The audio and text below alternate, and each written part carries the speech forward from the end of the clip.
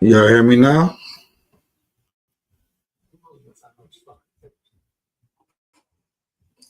Y'all hear me now? All right. Let's get it in. Let's get it in, ladies.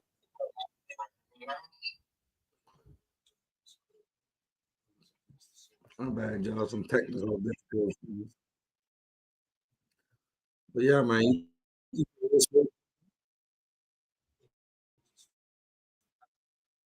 Between the folks, people, you know what I'm saying?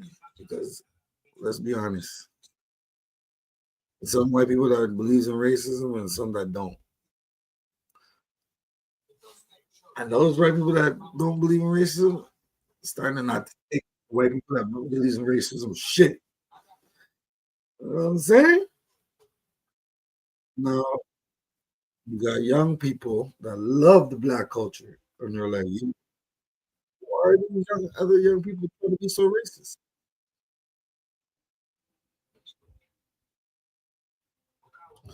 So people don't get it.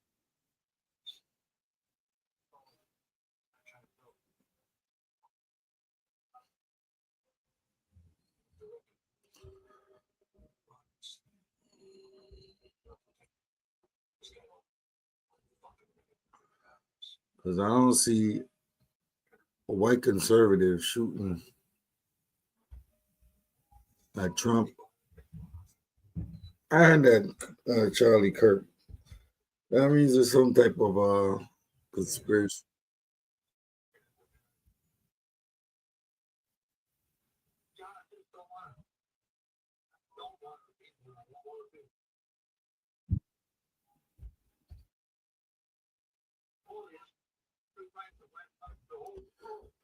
So let's check out this Democracy Now show because they're breaking the shit down. And it makes because what in the hell? Well, first we got to talk about the shooter. Let's talk about the shooter.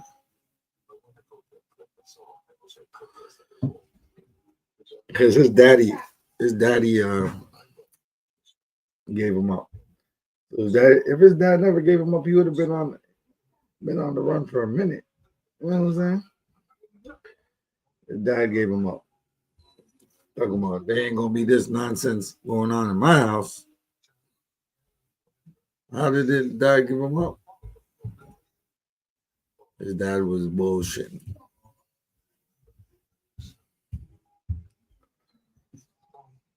I mean, he probably raised him not to be a racist. So, could I say his dad was bullshitting?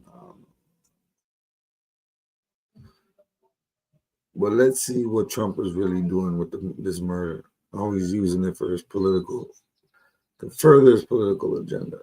I told y'all, politics is only warfare without bloodshed. So let's continue dissect this whole situation. Announced on Fox News that the suspected gunman who shot the conservative activist Charlie Kirk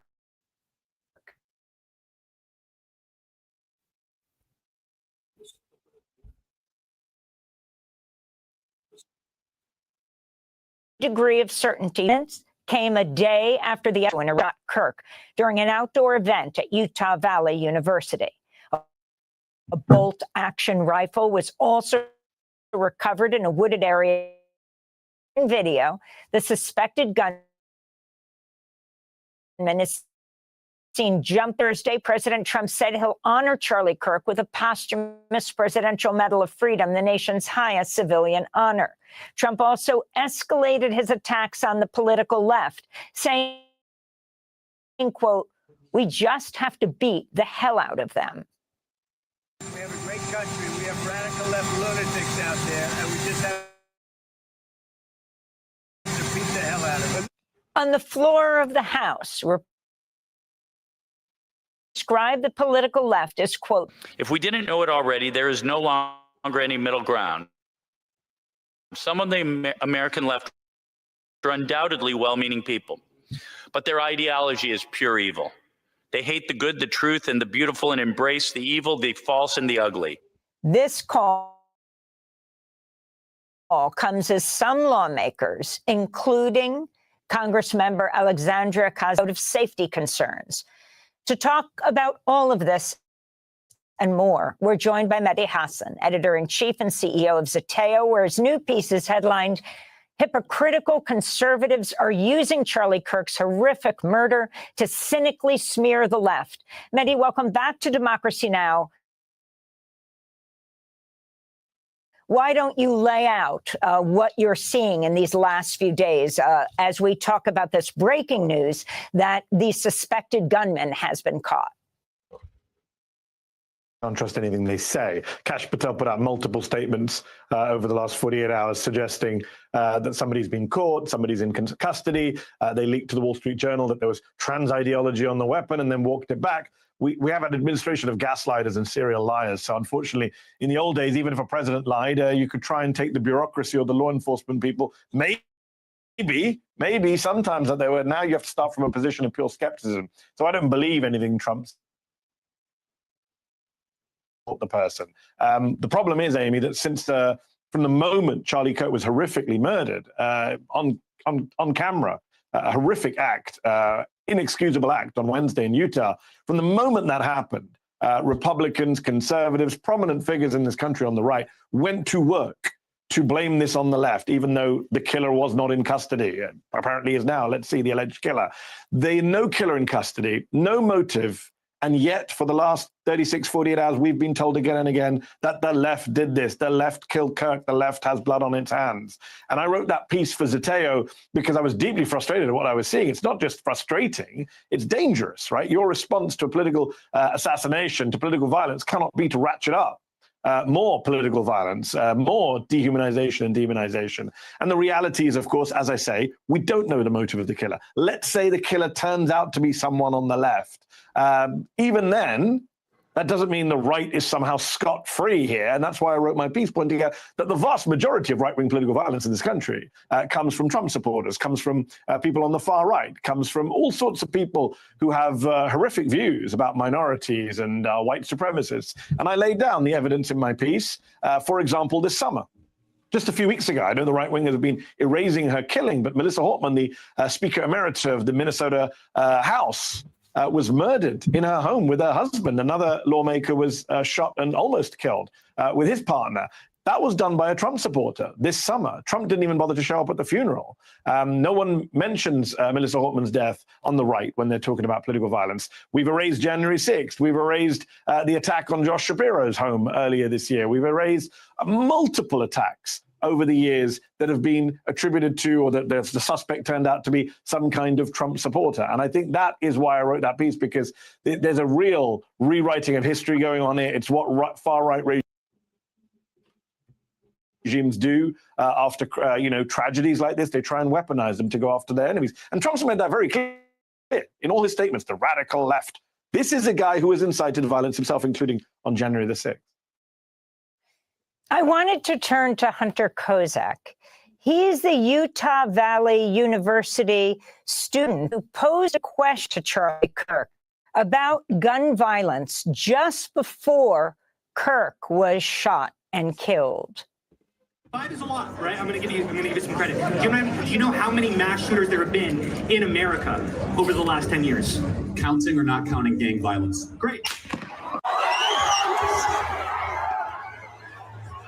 On Thursday, that young man, he was 29 years old, Hunter Kozak, the Utah Valley University, I think he was a student, posted his message response to what happened after he asked the question. And people have obviously pointed to the irony that the point that I was trying to make is how peaceful the left was right before he got shot. And that only makes sense if we stay peaceful. And as much as I disagree with Charlie Kirk, I'm on the record for how much I disagree with Charlie Kirk. But like, man, dude, he is still a human being. Have we forgotten that?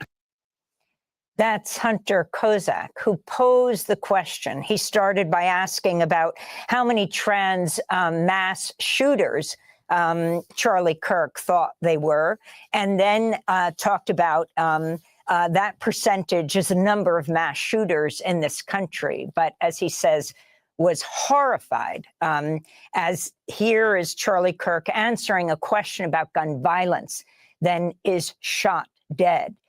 Your response to this young man who's in a lot of pain. He said, in fact, though he disagrees with almost everything, is known for opposing Charlie Kirk, himself a TikToker. His wife just gave birth to their second child. He sees their families, both of them having 2 children. And he said, but I'm absolutely against violence and for his freedom of expression. I mean, we all are. I mean, 99% of people in this country, I hope, are against politically motivated murders. I mean, it's horrific. What happened to Charlie Kirk is horrific on a human level, on a political level, on multiple levels. And, people are going around saying, well, he didn't believe in empathy, so I don't care. Well, just the fact that he didn't believe in empathy is irrelevant. I believe in empathy. Most of us should have empathy, and I do have empathy for his wife and kids. 2 kids are going to grow up without their father. The fact that their father had vile political views that I disagree with, the fact that their father said I should be deported from the US is irrelevant. All right, you don't kill people for their speech ever. And that young man gave a very eloquent statement there. The irony of him being killed after taking a question on gun violence and trying to make it about gangs. I mean, Amy, right now, everything in American politics just feels bizarre and ironic and unprecedented. If you sat in a Netflix TV writer's room and said, hey, this is the script for a political drama about politics in the United States, and it was the script of the last 5 or 10 years, the TV writers would throw you out of the room and say, this is ridiculous. We can't make this TV show. This is so unrealistic.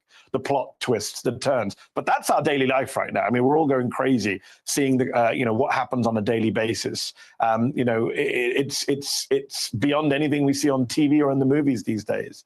And I worry that everything's going to get worse. I was on the BBC just a couple nights back, and the question they asked was, is America going to come together after this? That's what other countries are wondering. That's what would happen in most normal countries after a tragedy like this. Unfortunately, the US is not a normal country right now. And I suspect not only are we not going to come together, we're going to go further apart, because the president is someone who takes this opportunity to incite more. I mean, everything Donald Trump has said since this murder has been unhelpful at best, dangerous and destructive at worst.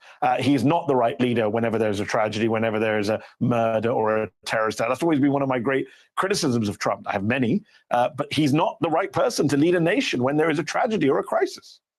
Mehdi, in 2023, Charlie Kirk called for you to be deported over your views on the COVID-19 pandemic while you were working at MSNBC. I just wanted to play a clip from the Charlie Kirk show. So we need to reassert what the actual truth of the matter is, especially if we are to be prepared for the next pandemic when it inevitably comes. Wow, who is that neurotic lunatic? Who is that guy? Send him back to the country he came from. Holy cow. Get him off TV. Revoke his visa.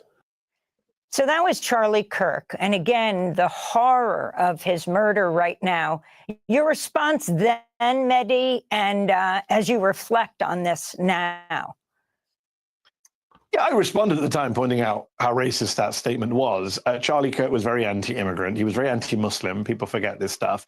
But again, I've spent the last 48 hours condemning his killing. I've found that posts celebrating his death, very few of them. I know the Republicans are trying to exaggerate. There are deaths. There are obviously posts online celebrating his death. I found them distasteful, inappropriate. It's not something I would do.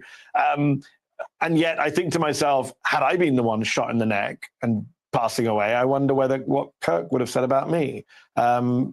This is the reality of where we live. I mean, we're in this weird situation, Amy, now where some liberals are going to another extreme, which is we should all condemn the killing of Charlie Kirk, but we don't need to participate in the whitewashing of his record or the kind of this suggestion that he is some kind of free speech martyr. He was not a supporter of free speech. You just saw that clip.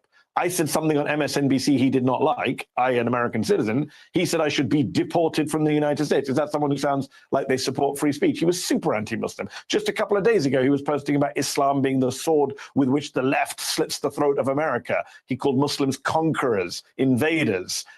His rhetoric was horrific. He put targets on people's backs. But again, I don't measure my own views or my own responses to tragedies by the standards set by Charlie Kirk or Donald Trump or anyone else. The fact that he may have, had a more gleeful response to my death than I do to his is irrelevant. As I say, none of us should celebrate the death of a human being. None of us should celebrate political violence because it's a threat to all of us and to this country. And I think it's interesting that so many people are now trying to suggest that this guy, I've seen people saying, oh, he never did anything. He just went and had good faith debates with college students. Just not true. He supported the deportation of Mahmoud Khalil, a green card legal resident who was punished for his speech, nothing else, by the Trump administration. So look, even us having this conversation, Amy, will be clipped somewhere by a Republican and say, look, they're celebrating his death. They're criticizing him. No, criticizing someone's views is not celebrating the death.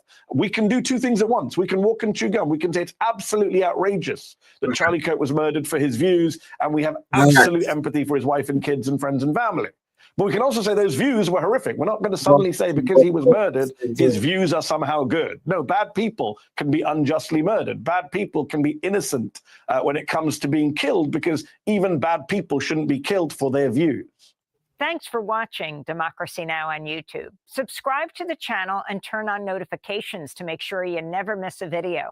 And for more of our audience-supported journalism, go to democracynow.org, where you can download our news app, sign up for our newsletter, subscribe to the daily podcast, and so much more.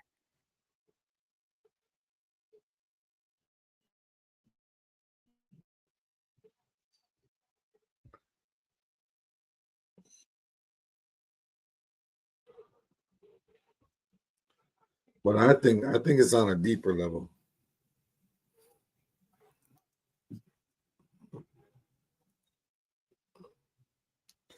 I think there's a lot of young white people that understand racism, and they're simply not going for it anymore. And they don't respect other young people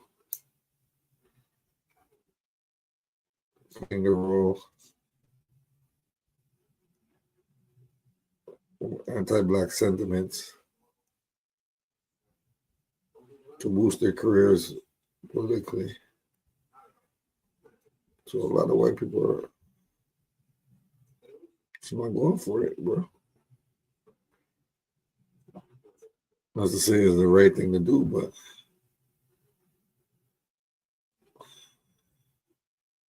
let's be honest.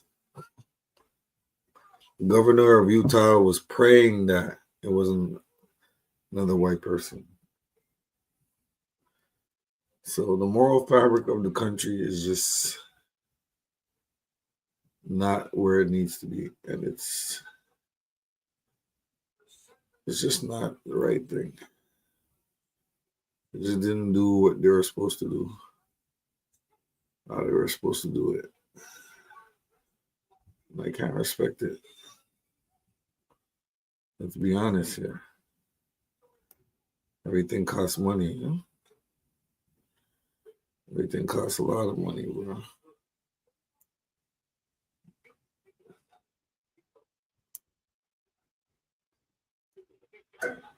What way to make money? We're stirring up more shit.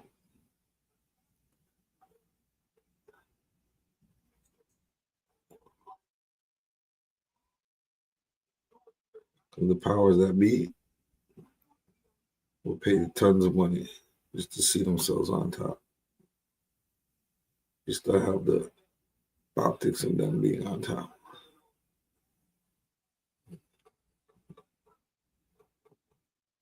So I don't get it, man. They caught this little guy. His name was Tyler Robinson. Tyler Robinson. Tyler.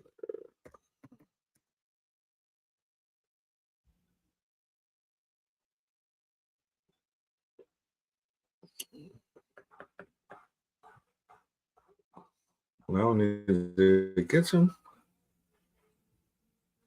but his dad gave him up, so they didn't really catch him.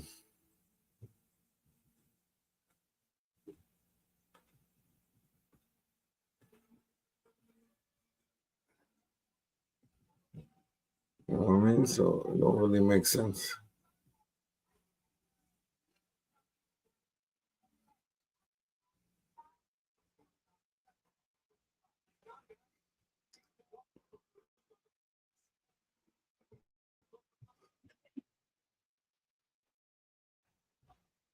We'll play this video right here. We're gonna chop it up, man, because yo, this is a serious issue, man. Why are white people going at each other like that? Because the majority of white people are not for the racist shit no more. So the ones that are trying to withhold the power structure. But it's falling.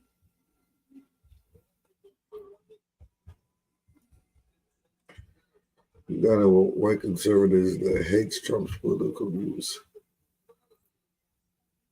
It makes sense.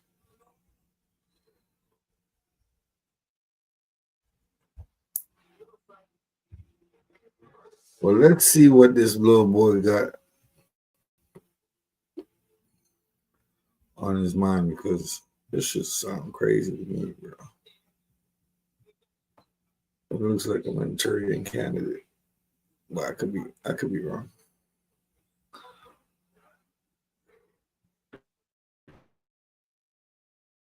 A family member of Robinson who stated that Robinson had become more political in recent years. The family member,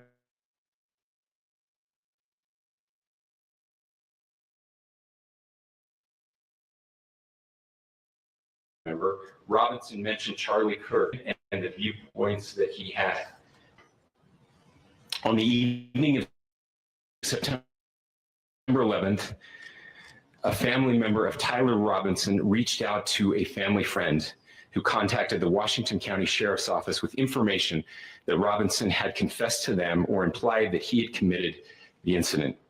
This information was relayed to the Utah County Sheriff's Office and scene investigators at Utah Valley University. This information was also conveyed to the FBI. In surveillance and identified Robinson arriving on UVU campus in a gray Dodge Challenger at approximately 8:29 a.m.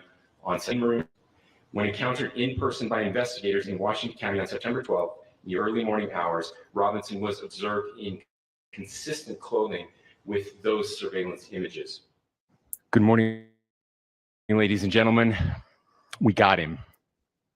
On the evening of September 11th, a family member of Tyler Robinson reached out to a family friend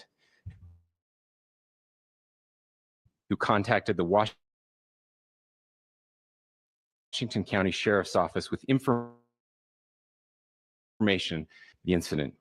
This information was relayed to the Utah County Sheriff's Office, and this information was also conveyed to the FBI. Investigators reviewed additional video footage from UVU surveillance and identified Robinson arriving on UVU 9 a.m., in which he is observed on video in a plain maroon t-shirt, light-colored shorts, a black hat with a white logo, and light-colored shoes. When encountered in person by investigators in Washington County on September 12th, in the early morning hours, viewed a family member of Robinson who stated that Robinson had become more political in recent years. The family member referenced a recent incident in which Robinson came to dinner. Prior to Robinson mentioned Charlie Kirk was coming to UVU. They talked about why they didn't like him and the viewpoints that he had. The family member also stated Kirk was full of hate and spreading hate. The roommate of Robinson. Investigators interviewed that roommate, who stated that his roommate, referring to Robinson, made a joke on Discord. Investigators asked if he would show them the messages on Discord. He opened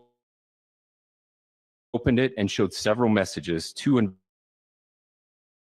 investigators and allowed investigators to take photos of the screen as each message was shown by Robinson's room contact named Tyler. The content of these messages included messages affiliated with the contact Tyler, stating a need to retrieve a rifle in a bush, messages related left, and a message referring to having left the rifle wrapped in a towel. The messages also refer to engraving bullets and a mention of a scope from the contact Tyler. Also, I know there's been speculation as well as to the writing on those casings, those bullet casings. Suspect crossed over. You saw some of that in the video that we released last night. Consists of a grassy area with trees on the edge of the UVU campus. Investigators discovered a bolt-action rifle wrapped in a dark colored towel. The rifle was determined a bolt-action rifle. The rifle had been engraved on casings found with the rifle. Inscriptions on a fired casing read, "Notices, bulges." Inscriptions on the 3 unfired casings read, "Hey fascist!" exclamation point, "Catch!" exclamation point. Up arrow symbol, right arrow, and symbol, and 3 down. Bella Chow, Bella Chow, Bella Chow, Chow Chow. And a 3rd unfired casing read, "If you read this, you are gay, LMAO." Subscribe to One India and never.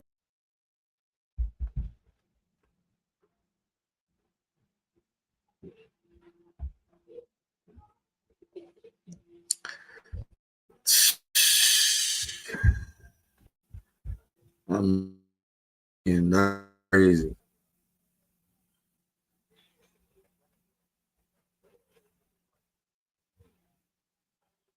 That's crazy.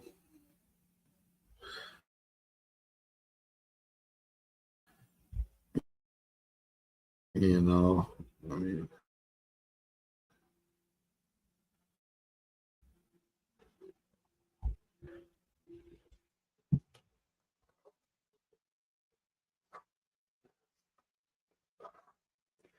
so it seems to me that he was more far right than Charlie Kirk.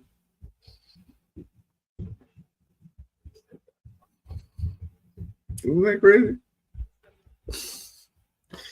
Let's see what the Young Turks got to say about it.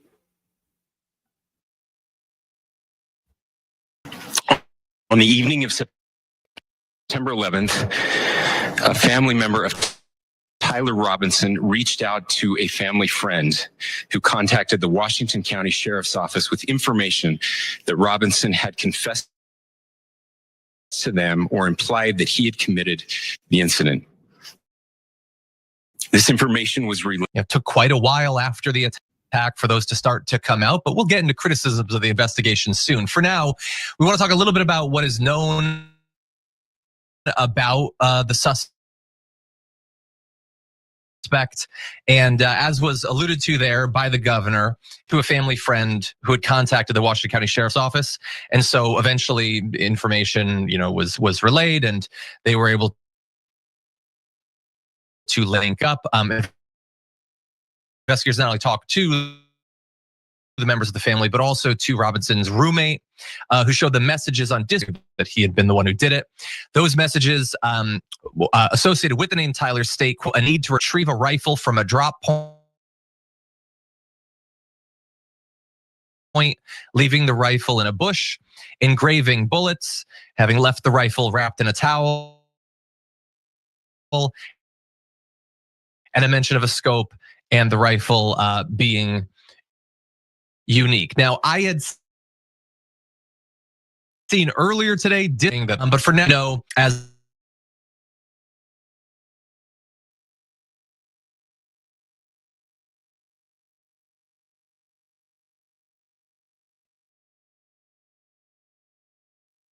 the motivation of this tragic and horrific act was, there were, as was alluded to in the messages, engravings on the actual casing. So here we're going to discuss the engravings that appear to actually have been there. Earlier this week, there was initial reporting that turned out to not be the case. Initially, it was Steven Crowder that spread this, that made people falsely believe that this had something to do with either the shooter being trans. It was like almost unbelievably boneheaded how they came to that conclusion, but we'll discuss that. First, let's talk about what was actually on the casing. So there was a phrase, "Hey fascist, catch," followed by an up arrow symbol, a right arrow symbol, and 3 down arrow symbols.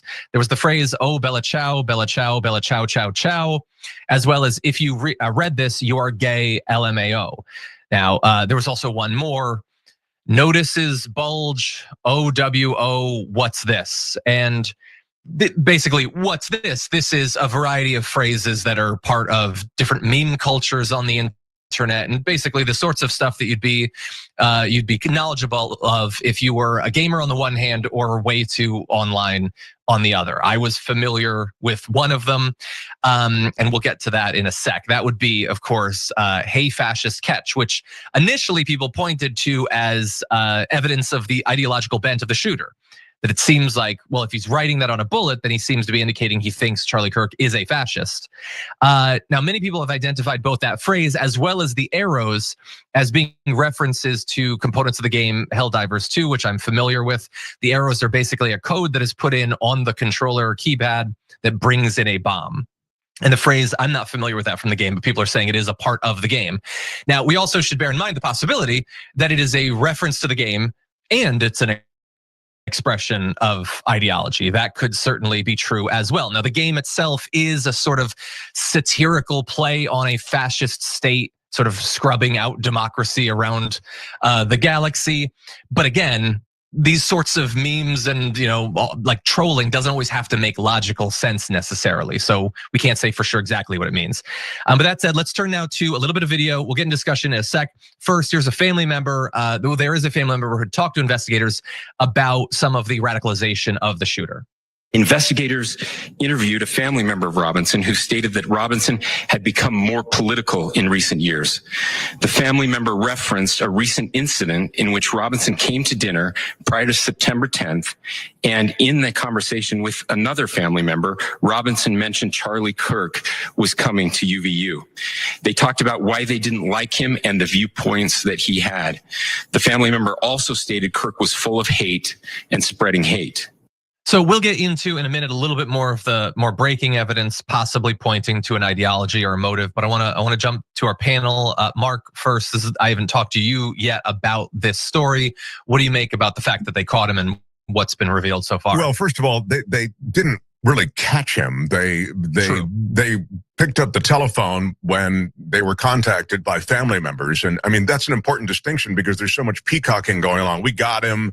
And the narratives that were slapped onto the situation, first from the president of the United States and then onto this situation from every sort of right-wing pundit and Fox News channel, any kind of a right-wing propaganda instrument was all too anxious to sort of use the vacuum between the incident and then actually apprehending the suspect to slap on, as I say, whatever narrative they wanted. So that's why when you talk about those various etchings that were there and those that even weren't there, that I know you'll get to, you begin to see how this is all just being used for political purposes, which is again to be expected, but it's sort of toward a loathsome end. But anyway, back to Kash Patel and the gang that couldn't shoot straight. Quite literally, Kash Patel is one of these guys who is all too ready to take the microphone. He's gotten rid of everybody at the FBI with any competence at the highest levels, and he's essentially replaced them with a bunch of loyalists. And so there were a bunch of mistakes made up until the point where they could announce that they had this shooter in custody. Those mistakes included proclaiming that they had him in custody already, then he had to walk it back, and there were a number of different things from an administrative standpoint that Kash Patel had screwed up. And then finally, and we'll kind of get to this a little bit later, John, but the fact that he had to sort of yield completely to allow Trump to go on television and announce that they had the shooter in custody. All of these things sort of speak to the theatrics of this, almost a performative aspect to this. But what we're seeing, I think, is some revelations that don't match the existing narrative that they tried to slap onto this situation prior to what we're learning now. Yeah. Jordan, what do you think? Yeah, I think, well, a few things, right? You pointed out some of these writings on the shell casings. That's a pattern that we're seeing with a lot of younger, more nihilistic shooters. And for me, that underscores not a political ideology or this nihilism leading to shootings, but another reminder that we are passing off this problem of gun violence to another generation. It manifests differently than prior generations, but still nothing is being done about it. We've talked about this repeatedly. It is a uniquely American problem. And I think, yes, I see a lot of people on both sides of the political spectrum trying to find bits and pieces that affirm their worldview and demonize the other. And they're trying to make this shooter into someone part of a different political camp. And again, we talked about it on Damage Report yesterday. I can't stress enough, the problem, the underlying theme in all of these shootings is the proliferation of guns in this country. You've seen people say, oh, he was an adherent to a certain right-wing political figure and podcaster. You're seeing an interview in The Guardian with a purported high school classmate saying he was firmly on the left. We don't know, but to me, none of this really matters. The problem here throughout all of these stories, but this one again, is guns. Mm-hmm.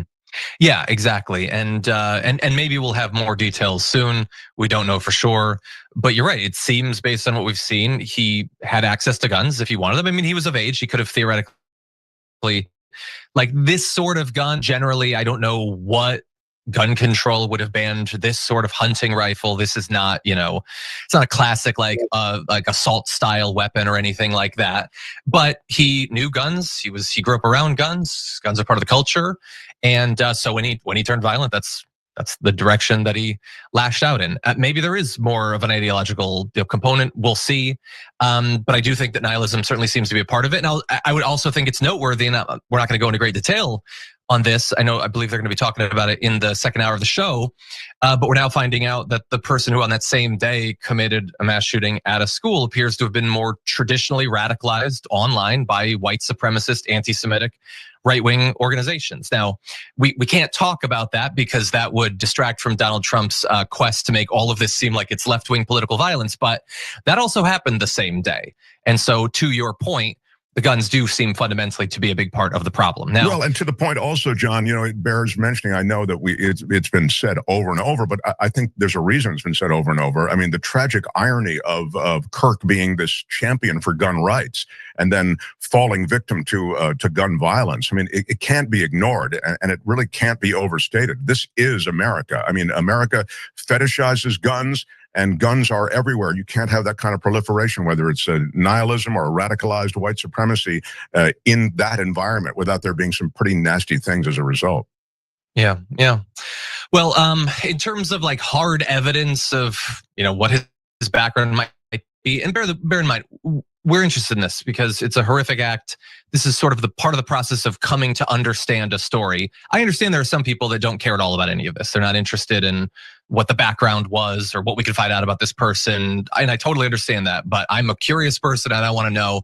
He was apparently registered as a voter, but not affiliated with any party in a way that we could see. There had been like initial reporting. People thought they had tracked down donations he had made to Donald Trump or to MAGA.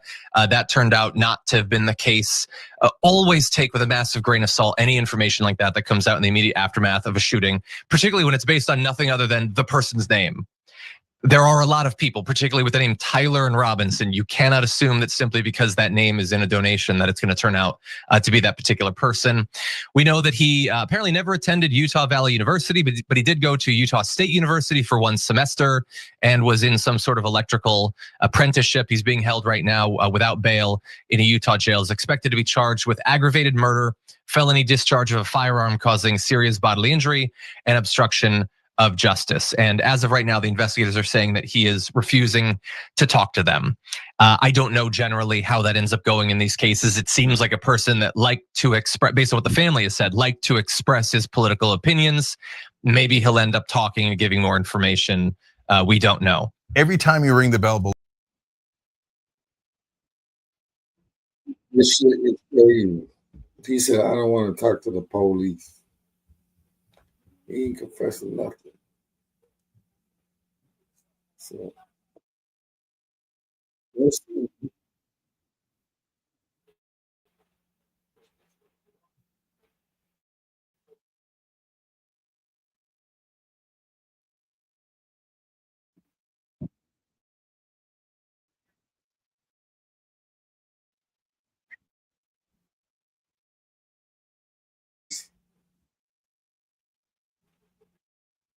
From you.